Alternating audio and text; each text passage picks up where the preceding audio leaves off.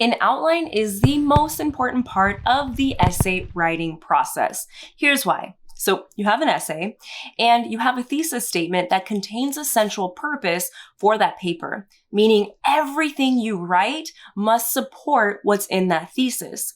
The outline is what creates a clear path for you to do this by using the distinct objectives that support that thesis. For example, here's our thesis. While social media has increased the availability of communication, excessive use undermines meaningful interpersonal relationships by removing essential nonverbal cues, promoting superficial interactions, and fostering detrimental social comparisons. So that's our central purpose, meaning everything in our outline should support that. Also, as we determined in the previous video, the type of essay we're writing is a problem solution. The problem being that social media undermines interpersonal relationships, the solutions we're going to provide at the end of the essay.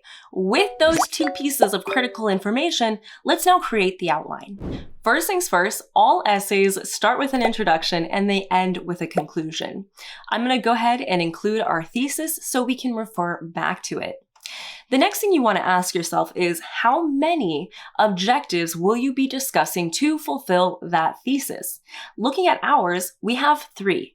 These right here are the 3 main points we're going to use to fulfill that thesis. That means that we have our problem section taken care of, so the next part of this outline should reflect our solutions. Awesome. Now we have the bare bones of our outline. We can organize this even further because, quite frankly, each objective is going to use individual points to fulfill it. So looking at our paper, which is fairly short, I'm going to say 2 points under each objective is enough. And by the way, if you already know what those points are, go ahead and include them. Let's take a look at our first objective. Here, we're discussing nonverbal communication. Our first point is how in-person interactions rely on nonverbal cues. For our second point, we're going to discuss what the impact is of having no nonverbal cues regarding digital communication. So these are the 2 points that fulfill the objective. That objective supports the thesis. Now, your finalized outline will depend on 2 things: the formatting standard you're using and the complexity of your essay. So for example, let's say we're using APA formatting and our essay is 15 pages long. Our finalized outline might look something like this.